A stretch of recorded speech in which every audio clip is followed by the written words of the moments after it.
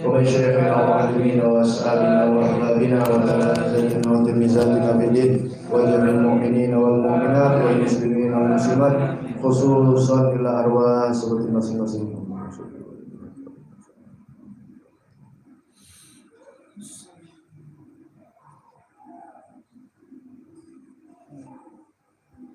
Wa ikhwani usulihim wa rahimahullah wa syana wa sunna wa Al-Fatihah. Billahi minasyaitonir Bismillahirrahmanirrahim. Alhamdulillahi rabbil alamin. Arrahmanir rahim. Maliki yaumiddin. Iyyaka na'budu wa iyyaka nasta'in. Ihdinas siratal mustaqim. Siratal ladzina an'amta 'alaihim ghairil maghdubi 'alaihim waladdallin. Allahumma salli wa sallim ala sayyidina Muhammadin al-Fatih ughliqa al-khatimi lima sabaqa an-nasiril haqqa bil haqqi wal hadi ila siratikal mustaqim wa ala alihi wa sahbihi haqqa qadrihi darihil azim. Allahumma akhrijna min dhulumatil wahmi wa akrimna bi nuril fahmi waftah alaina bi ma'rifatil ilmi wa hassin akhlaqana bil hilmi wa sahil lana abwaba fadlika wa anshur alaina min khazain rahmatika ya arhamar rahimin. Assalamualaikum warahmatullahi wabarakatuh. Bismillah walhamdulillah wassalatu wassalamu ala rasulillah sayyidina wa maulana Muhammad ibn Abdullah wa ala alihi wa sahbihi wa man walah wa la hawla wa la quwwata illa billah. Alhamdulillah pada hari Selasa di malam Rabu pada tanggal 27 Desember 2022 bertepatan dengan tanggal 4 Jumadil Awal 1444 Hijriah. Pada pertemuan kita yang ke-38 membahas kitab fikih masuk kepada syurutut tayammum. Bismillahirrahmanirrahim. Bismillahirrahmanirrahim. Nawaitu ta'alluma wa ta'lima wa tadhakkura wa tadhkira wan naf'a wal intifa'a wal ifadata wal istifadata wal hassa ala tamassuki bi kitabillahi wa sunnati rasulihi wa du'a ilal huda wa dilalata alal khair ibtiga'a wajhillahi wa mardatihi wa qurbihi wa sawabihi subhanahu wa ta'ala. Ya Rasulullah salamun alaik ya Rafi asyani wa daraji. Ya Rasulullah salamun alaik ya Rafi asyani wa daraji. Ya Rasulullah salamun alaik ya Rafi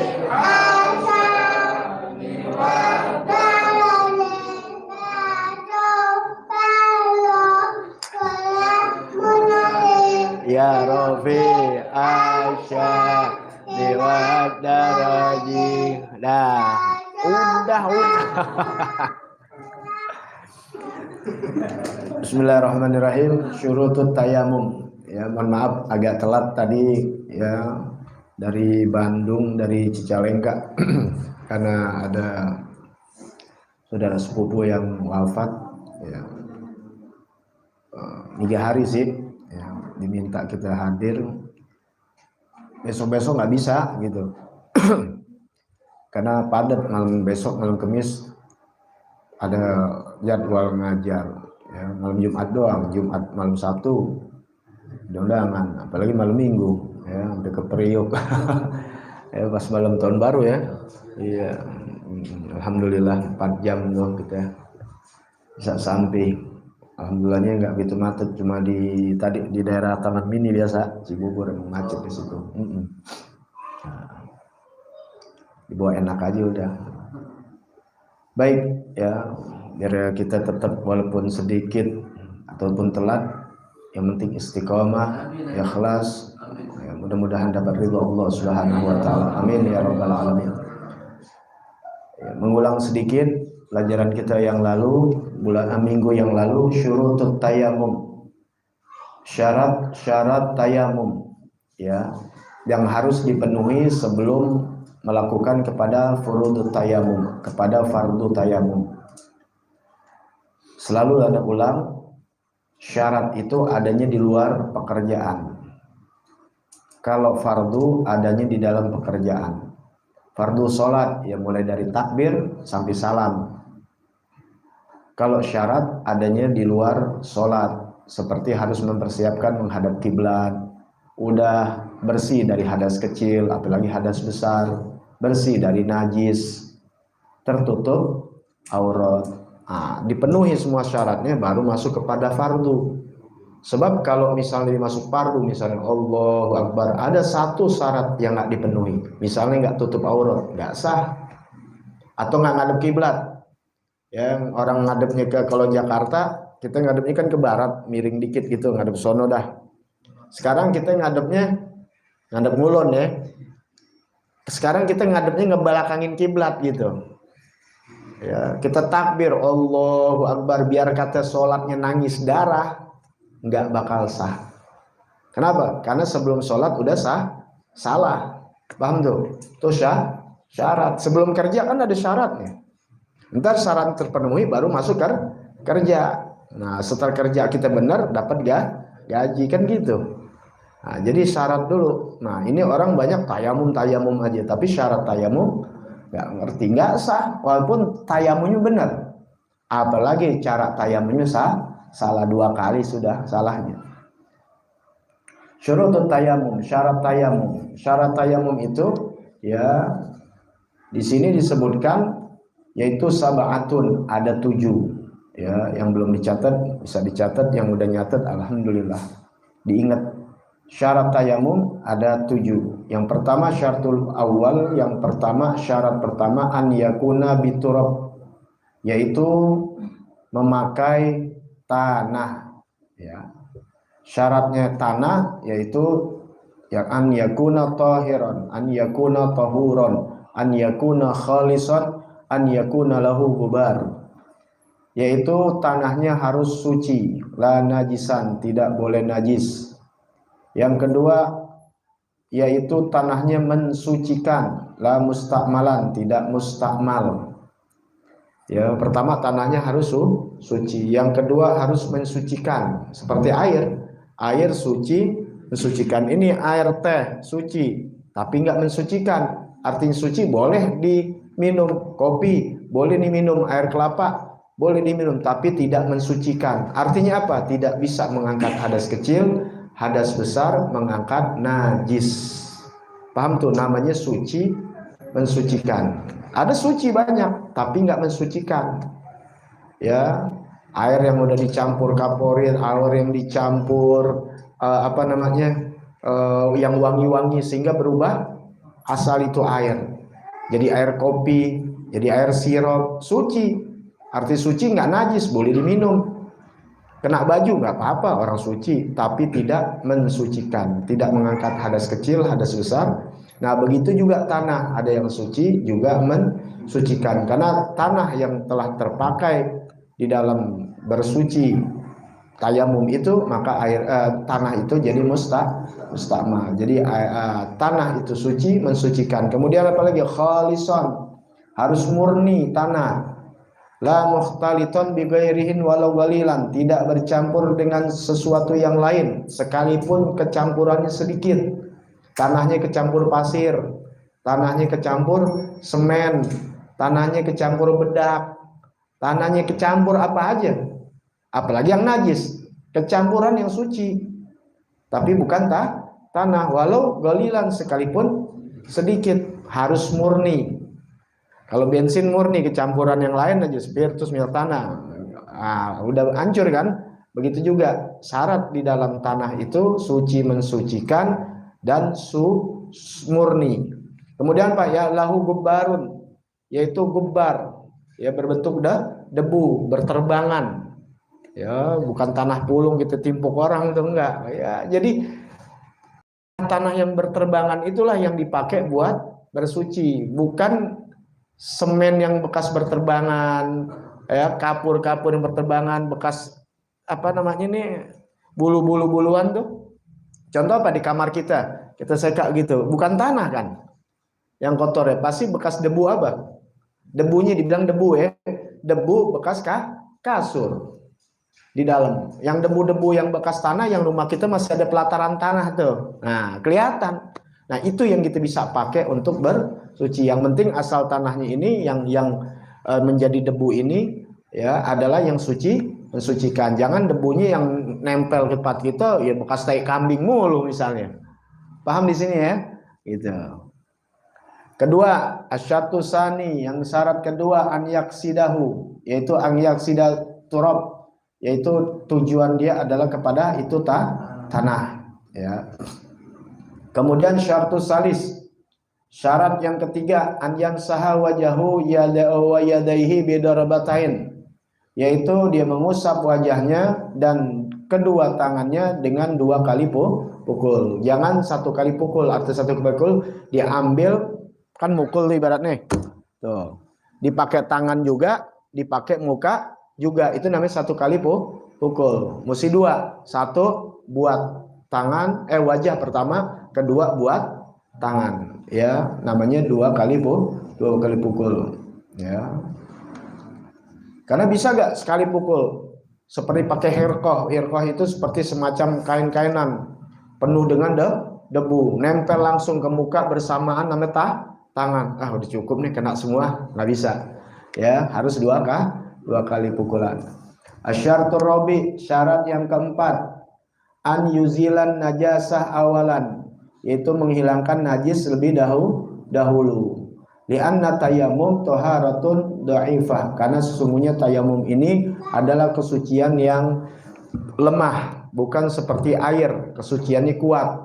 Jadi walaupun misalnya gitu ada bekas najis, kita ngambil wudhu, dia bisa hilang seketika bersamaan dengan mengangkat hadas.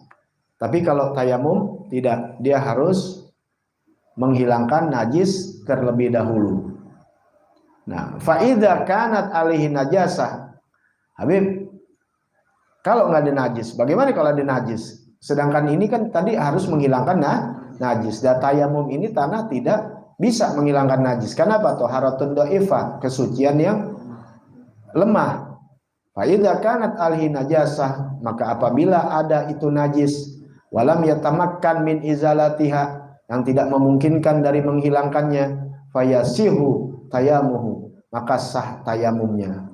Ma'a wujudin najasah, bersamaan adanya najis, tetap dianggap sah. Inda Ibnu Hajar demikian.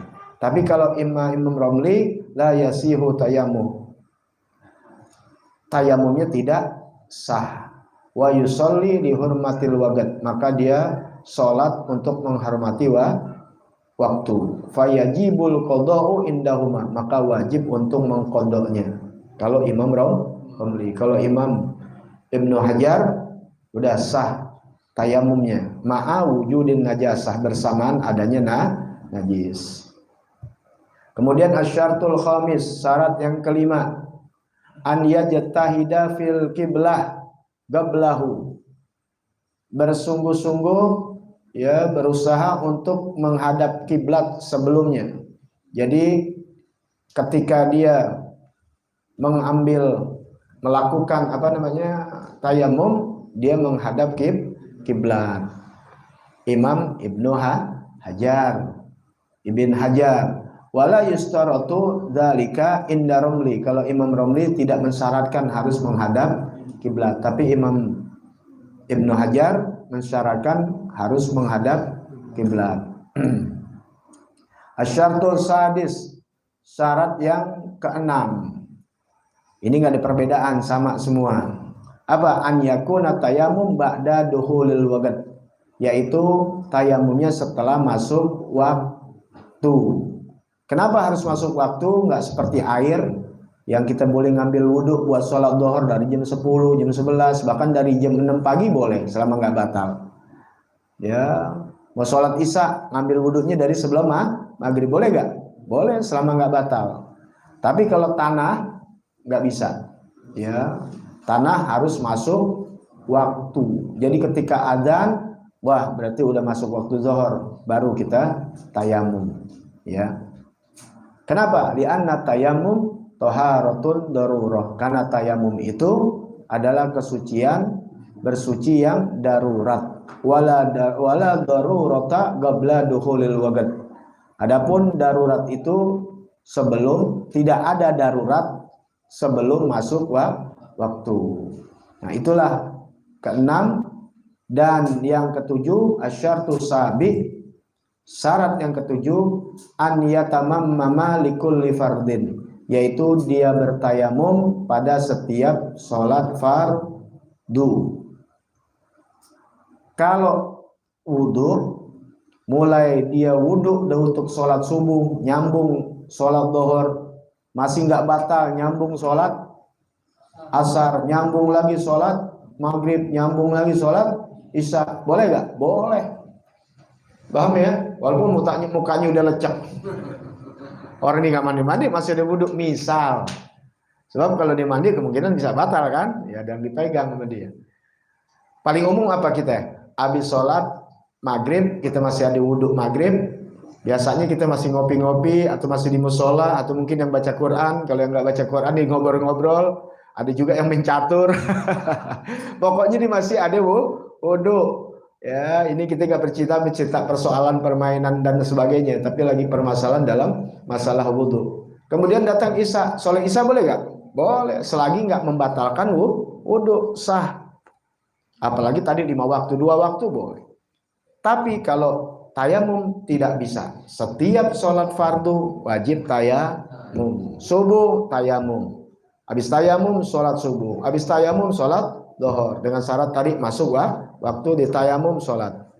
Bagaimana kalau sholat sunnah? Boleh digabung. Tuh ya, seperti dia qobliyah kemudian sholat zuhur ya, atau dicampur digabung ya jemaah bainal fardhi ain dan fardhil kifai. Fardu kifayah. Misalnya apa? Sholat Jumat. Kita kan tayamum nih. Sholat Jumat kan fardu tuh. Kemudian ada jenazah. Wah, fardu juga kan, fardu ain, fardu kifayah. Karena nggak belajar, dia nggak mau lagi. Kenapa? Udah nggak bisa. Karena pendengar yang saya tahu sholatnya setiap fardu satu. Nggak belajar. Padahal fardu kifayah boleh. Ikut sembahyang jenazah. Kenapa? Karena dibolehkan fardu kifayah dengan fardu ain dan fardu kifayah. Juga fardu ain dengan bainal nawafil. Ya, antara fardu ain dan yang sunnah. Seperti habis sholat dhuhr kemudian ba'diyah. Ya, mungkin habis sholat subuh dia sholat duha. Wa khutbatul jumu'ah kal fardil ain inda Ibnu Hajar. Ya, begitu juga disamakan dengan dia khutbah Jumat. Khutbah Jumat kan harus ada wudhu. Ya, dengan tayamum pun digabungkan dengan sholat Jumat. Inda Ibni Hajar khilafan Romli kama sayati, itu ada permasalahannya. Baik ya, sedikit buat minggu yang akan datang ya, nanti akan dibahas lebih lengkap, yaitu furudut tayamum was sunani, yaitu fardu tayamum dan sunnah-sunnahnya ya. Furudut tayamum was sunanu, fardu tayamum dan sunnah-sunnahnya. Furudut tayamum khamsatun. Fardu tayamum ada 5. Nanti akan dibahas. Yang awal naqlut turab, Yang pertama memindahkan tanah, ya, yaitu memindahkan air makan ila wajhi wal yadain, yaitu memindahkan tanah yang kita ambil ke wajah dan kedua tangan, ya. Jadi bukannya disiramin begitu istilahnya, harus dipindahkan dari tempatnya ke wajah dan ke tangan, ya.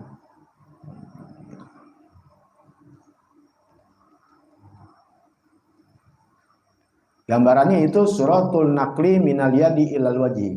Suratul naqli minal wajhi ilal yadi. Gambarannya itu memindahkan dari tangan ke wajah. Kemudian memindahkan dari wajah ke tangan, ya, itu namanya memindahkan. Yang kedua an-niyah, yaitu niat, an-niyah niat. Fayanwi, maka niatnya itu istibahatas shalah, yaitu untuk dibolehkannya sholat. Li'anna tayamum la yarfa'ul hadas, karena sesungguhnya tayamum itu memang tidak mengangkat hadas. Ya, mengangkat hadas itu dengan air. Hadas kecil dan hadas besar. Nah, tayamum ini hanya untuk bisa menjadi bolehnya kita sholat. Itu keringanan yang diberikan kepada umat Nabi besar Muhammad sallallahu alaihi wasallam. Kok bisa, Beb? Iya, kita bicara di Indonesia enak. Nah, asalnya kan syariat dibawa dari sana. Emang air gampang. Sampai gini hari nih, apalagi zaman dulu. Gini hari teknologi yang hebat, ya, yang air sumbernya masih ada adalah air zam-zam. Sumber yang lain nggak ada. Itu yang di hotel-hotel ada, itu air suringan dari laut. Udah hebat, ya, digiring terus sampai bisa bertonton jumlahnya yang dikirim ke tempat-tempat orang untuk dikonsumsi oleh rakyatnya, baik kepada jamaah-jamaah haji, jamaah ini di hotel-hotel atau di perumahan. Ibaratnya kalau kita air pump, ya namanya. Air pump. Kalau di sini kan kita air pump kalau di daerah-daerah yang airnya udah nggak enak. Ya, yang di sini jarang orang pakai pump, daerah Bogor atau daerahnya. Tapi ada daerah-daerah emang airnya nggak enak, maka pakai air pump. Nah, di sana air yang benar-benar air asli tanah yaitu air zam-zam. Nah, kalau kita kan bisa mantek, di sana mau mantek gimana? Makanya nih jalan di sana nggak ada tukang pompa itu kan mantek, sulit, ya, sulit. Mobil aja dibuang-buang, kalau di sini dikumpulin. Kardus bisa dikumpulin, apalagi mobil. Ya, makanya subhanallah di Indonesia kerjaan apa aja bisa. Ya, dari cilok sampai pisang goreng apa aja bisa dikira jadi uang. Di sana nggak semua. Boleh lihat di luar negeri dan sebagainya. Indahnya Indonesia, tinggal kita mau usaha atau tidak, ya. Nanti kita lanjutkan lagi insya Allah, ya. Nah, kita tetap tepat waktu, nggak lebih dari jam 10. Insya Allah akan dibahas masalah niatnya, ya. Nah, itu fardu wudu. Selesai fardu wudu, syaratnya udah fardu wudu selesai, ya, baru nanti insya Allah ahkamul jabirah, yaitu hukum-hukum balutan. Nah, ini, ya, ini kan kita bicaranya tentang orang yang tayamum karena ketiadaan air. Ya, insya Allah sampai meninggal mudah-mudahan air ada di Indonesia, ya, terus ada. Nah, kemudian hukum yang balutan. Nah, yang balutan bisa jadi air banyak, tapi nggak boleh kena air. Nah, kita belajar di sini karena banyak itu pertanyaan. Apa mesti di balutannya dibuka? Nah, kalau balutan yang gampang, nah kalau balutan yang dari gips, ya nggak bisa buka kecuali kita mesti datang ke tempatnya, ada waktunya, nggak boleh dibuka, ya. Kemudian, ya, ada yang nggak boleh kena air gimana? Tuh, ada yang dibasuh di atas gipsnya tuh perbannya, ada yang boleh kena air dibuka dulu dan sebagainya, atau ngambil wudhu dulu selesai sempurna nanti ditayamumkan yang di tempat lukanya. Ada yang kena di anggota tayamum, di muka dan di tangan. Tapi ada juga yang kenanya bukan di tangan, ini di kaki, padahal kaki nggak ada tayamum, wudhu. Nah, sekarang adanya di kaki, ntar nggak wudhu gimana? Nah, paham nggak? Ya, dia wudhu, kakinya nggak basuh, kalau nggak dibasuh nggak sah. Kaki Anda ada koreng, nggak boleh kena air kata dokter. Lagi mana coba? Dibasuh pakai air, nggak boleh. Kalau nggak dibasuh, nggak sah wudhunya. Nah, kan persoalan, paham ya? Sedangkan kan di tayamum kagak, emang kaki ada tayamum? Kan bingung. Kalau di sini udah ketahuan tayamum dah gitu. Itu semua di ilmu-ilmunya semua. Ya tetap aja yang ditayamumin ya muka ame tangan. Paham ya? Itu yang di atas sudah disekat sama airan. Sebagai nanti ada permusuhan semua. Insya Allah panjang umur sehat afiat. Ya mudah-mudahan sampai meninggal kita nggak pernah tayamum dah. Ya berarti sehat afiat. Tapi ilmu tetap dapat pahala di sisi Allah Subhanahu wa Ta'ala. Tapi ilmu kita dapat sampai meninggal, insya Allah kita nggak praktekkan, tapi punya ilmu. Tapi kan ada saudara kita, tetangga kita, lingkungan kita, teman kita yang perlu bantuan yang nggak tahu, bisa kita kasih tahu. Pahala nggak buat kita? Pahala. Jangan sampai saudara-saudara kita seagama ya salah di dalam peribadahannya. Sayang, kesian. Ya makanya disuruh ngaji. Mudah-mudahan Allah beri taufik hidayah kepada kita semua, panjang umur dalam sehat afiat, di dalam menuntut ilmu agama, mati dalam keadaan husnul khatimah. Bismillahil Fatihah. A'udzubillahi minasyaitonirrajim. Bismillahirrahmanirrahim. Alhamdulillahirabbil alamin arrahmanir rahim maliki yaumiddin. Iyyaka na'budu wa iyyaka nasta'in ihdinas siratal mustaqim siratal ladzina an'amta 'alaihim ghairil maghdubi 'alaihim. Jangan lupa tanggal 1 Januari minggu pertama bulanan ya biasa jam 1 siang insya Allah. Ya Rabbana ta'arafna bi annana